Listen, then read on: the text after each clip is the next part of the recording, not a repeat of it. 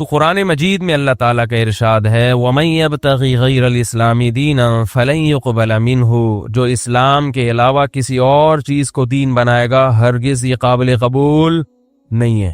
یہ میں نے آیت اس لیے پڑھی ہے کہ کچھ دن پہلے کہ ہندو نے میرے بیان پہ تبصرہ کیا، کہیں ہم نے جنت پہ بیان کیا، گناہوں سے بچنے پر بیان کیا، آخرت کے پر بیان کیا، تو کسی ہندو نے، کیونکہ نام سے پتہ چل جاتا ہے نا کہ یہ مسلمان نہیں ہے اور اس کے تبصرے سے بھی پتہ چل گیا، اس نے کہا کہ یہ مسلمان اسکالرز جو ہیں یہ اپنی عوام کو جنت جہنم فرشتے انہی چکروں میں الجھا کے رکھیں گے جس کی وجہ سے مسلمان ترقی نہیں کر سکتا، اور یہ دنیا کے بہت ساری لذتوں سے محروم ہے، انہی چکروں میں الجھا کے رکھیں گے، یہ فرشتے، قبر کا عذاب، ٹھیک ہے، جنت اور کیا جہنم۔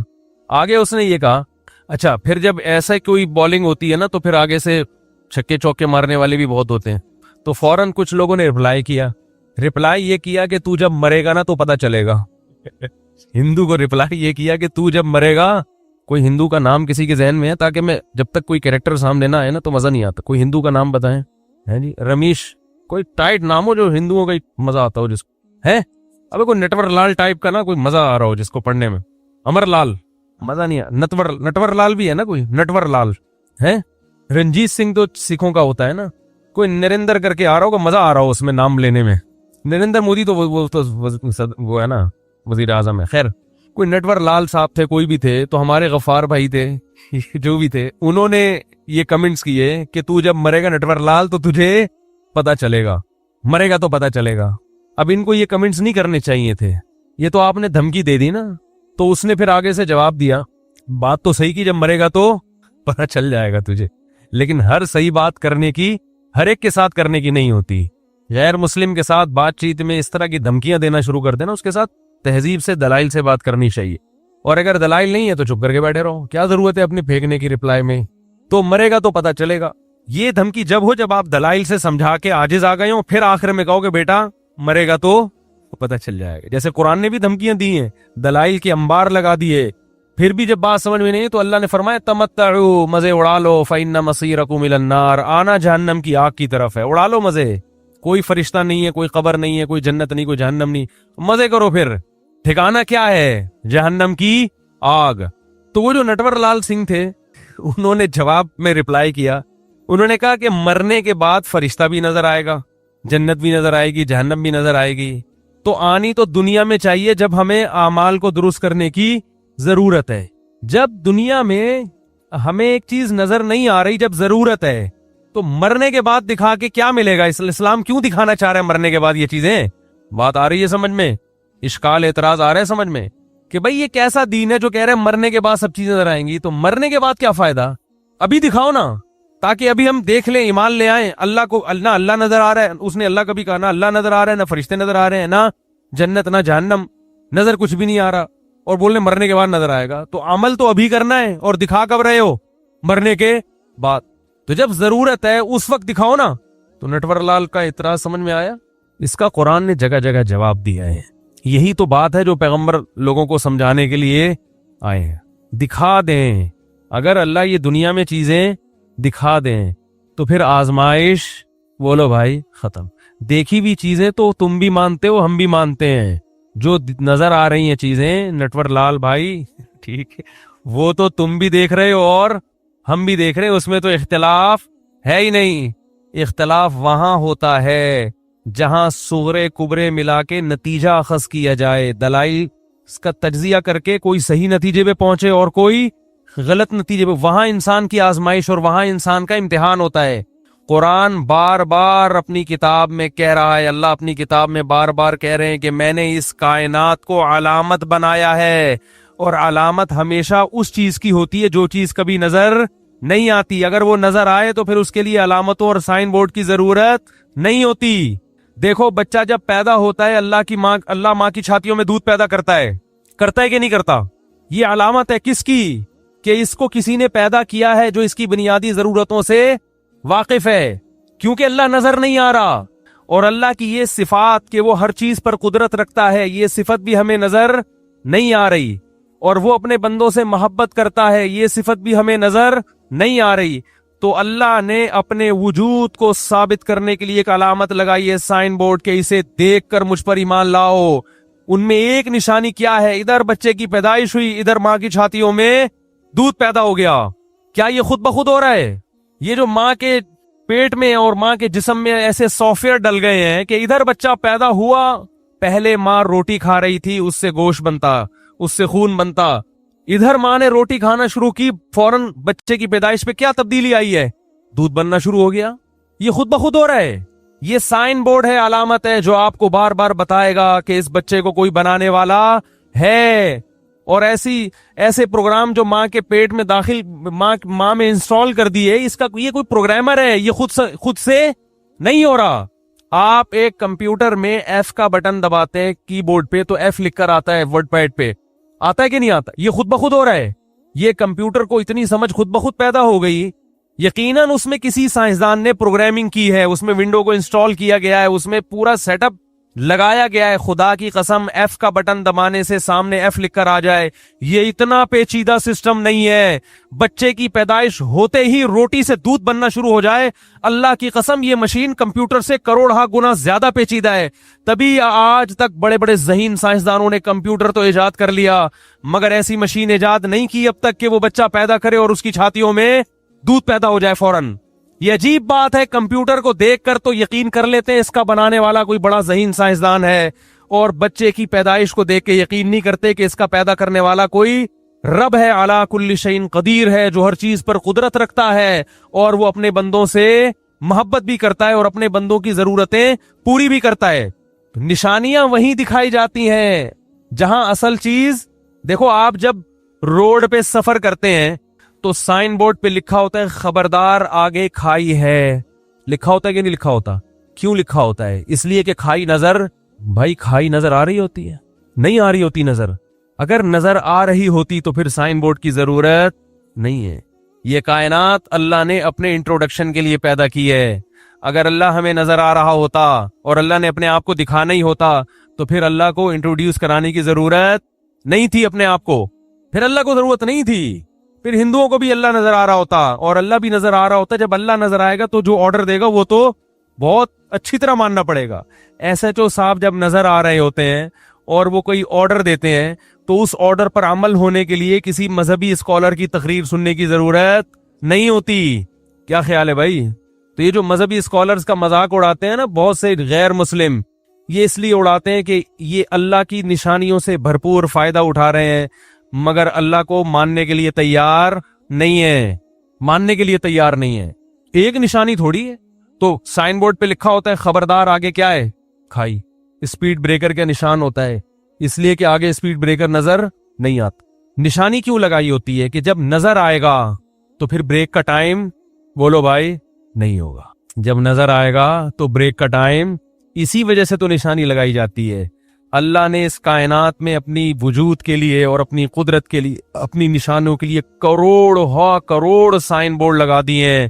یہ بتایا کہ ان تمام اس سائن بورڈ کو دیکھ کر اللہ پہ یقین نہیں آتا تو یہ والا سائن بورڈ دیکھ لو، سوکھے چارے سے ہم کیسے گائے کے تھنوں سے چکنا گاڑا دودھ نکالتے ہیں تمہارے لیے۔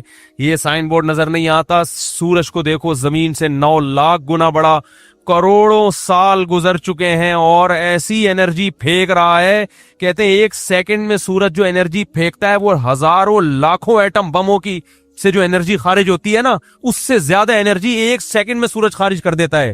اتنا ایندھن اس میں کہاں سے آ رہا ہے؟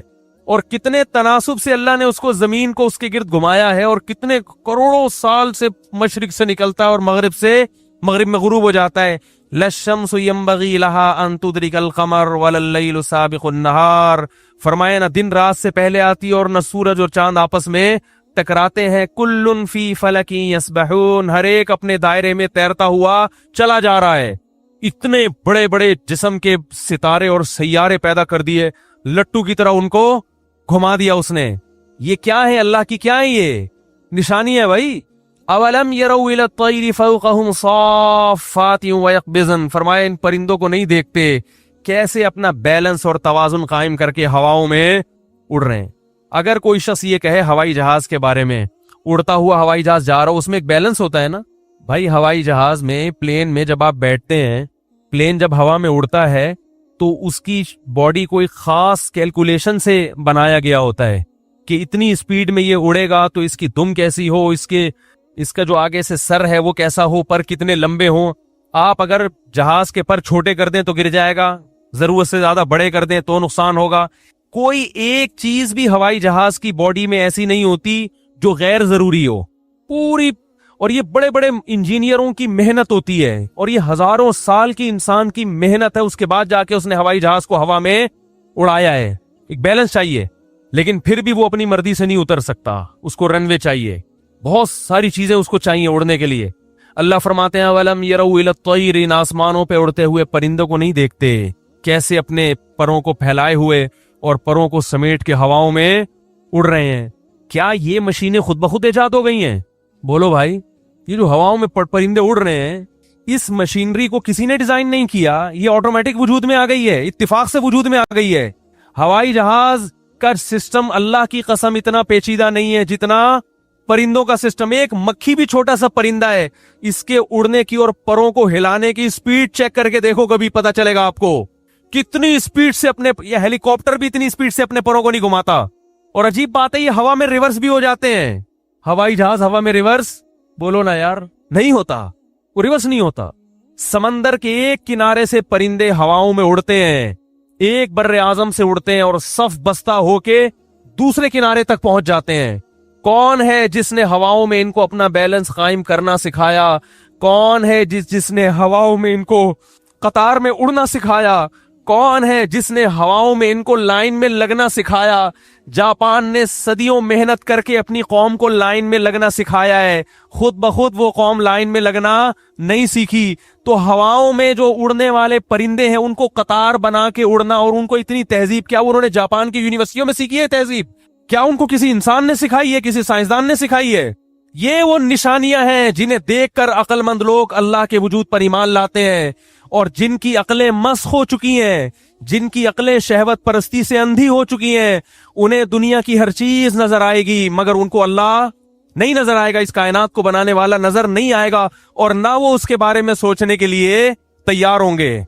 उन्हें यही एतराज रह गए, मजहबी स्कॉलर ने जन्नत जहन्नम में और अल्लाह में लगा दिया। मजे उड़ाओ, नाइट क्लबों में नाचो गाओ, शराबें पियो और ऐश और इशरत की जिंदगी गुजारो, इन मौलवियों की मजलिस में मत बैठो। वो यही करते रहेंगे।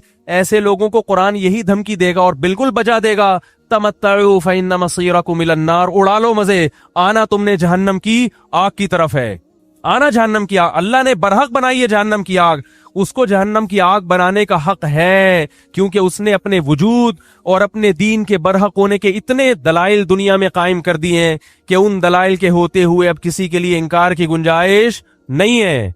इनकार की गुंजाइश नहीं है आपके पास। इस्लाम ऑप्शनल नहीं है कि जिसका दिल चाहे इस्लाम कबूल करे, जिसका दिल चाहे नहीं करे।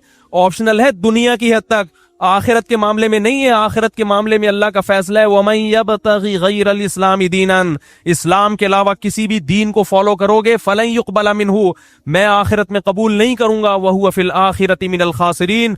और कामयाबी की जितनी वर्कशॉप कर लो और जितने मोटिवेशनल स्पीकर्स की तकरीरें सुन के सक्सेस हासिल करने की कोशिश करो, अल्लाह फरमाते हैं जब तक इस्लाम को फॉलो नहीं करोगे, कायनात को बनाने वाले को नहीं मानोगे, उसके हकामात को फॉलो नहीं करोगे, इन मोटिवेशनल स्पीकर्स की तकरीरें सुन के मैं तुम्हें कामयाब नहीं करूंगा। ये खुद भी जहन्नम के ईंधन बनेंगे और तुम्हें भी अपने साथ जहन्नम की आग में धकेलेंगे। ये तुम्हें भी धकेलेंगे जहन्नम में अपने साथ। इसलिए कि अल्लाह ने इस कायनात को अपने इंट्रोडक्शन के लिए बनाया है। तुमने इस कायनात में अल्लाह की नेमतों से मजे तो उड़ाए, मगर उस खालिक को पहचानने के लिए तैयार, बोलो भाई, नहीं हो तुम उसके लिए। तो अल्लाह ने अपने वजूद की निशानियां भी रखी हैं। जितनी चीजें इस वक्त दुनिया में इजाद हो रही हैं, ये अल्लाह की बनाई हुई चीजों की कॉपी है। मैं अक्सर बयान में कहता हूं, ये जो वीडियो कैमरा है, ये आपको पता है किस तरह वजूद में आया है? ये इंसानी आंख की क्या है? कॉपी है। ये हमने खुद सुना है, जो वीडियो कैमरे के माहिर इंजीनियर हैं उनसे सुना है, हवाई फायरिंग नहीं है। ये जो लोग मुझे कहते हैं आप हवाला नहीं देते यहां बैठ के, यहां मैं अगर बयान में हवाले किताबें लेके बैठूं तो फिर सिर्फ हवाले ही पेश करता रहूंगा। तो बहुत मुस्तनद डॉक्टरों की और बहुत मुस्तनद इंजीनियरों की तहकीक के बाद मैं कोशिश करता हूं ये मिंबर पे बैठ के कोई बात आपके सामने पेश करूं। ये जो वीडियो कैमरा है, ये किसकी कॉपी है? इंसानी आंख की। साइंसदानों ने ये देखा कि इंसानी आंख में देखने का अमल कैसे होता है, कैसे देखती है। रोशनी की लहरें टकरा के आप पर आएंगी, फिर वो रिवर्स टकरा के हमारी आंख के पर्दे में पड़ती हैं, फिर वो बरकी लहरों में तब्दील होती हैं।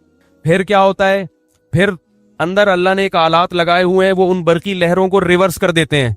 जो प्रोसेस हुआ है ना, उसी को क्या करते हैं, उल्टा करते हैं। जब वो रिवर्स करते हैं तो तस्वीर बिल्कुल बनती है, लेकिन उल्टी बनती है, टांगे ऊपर और सर नीचे। दिमाग में अल्लाह ने ये सिस्टम रखा है कि वो उसको क्या कर देता है, सीधा करता है। बेआईनी ही यही नकल की है किसकी, वीडियो कैमरे में। और अजीब बात यह कि इतने साल इंसान मेहनत करते करते आज जाके उसने वीडियो कैमरा इजाद किया है, मगर अभी भी वीडियो कैमरा इतनी साफ वीडियो नहीं बनाता जितनी इंसानी आंख बना रही है। दूसरी बात यह कि इंसानी वीडियो कैमरा एक होता है, इंसानी आंख दो कैमरे एडजस्ट हैं। इनको एडजस्ट करना ये खुद बहुत मुमकिन, क्योंकि ये जो लेंस हमारे दोनों आंखों में लगे हैं ना, इनमें कुदरत ने एक खास फासला रखा है, जिसकी वजह से हमें एक के दो नजर नहीं आते। जरा सी सेटिंग आउट हो जाए तो एक के कितने नजर आएंगे। आप समझेंगे कि ये जो मिंबर पे बैठ के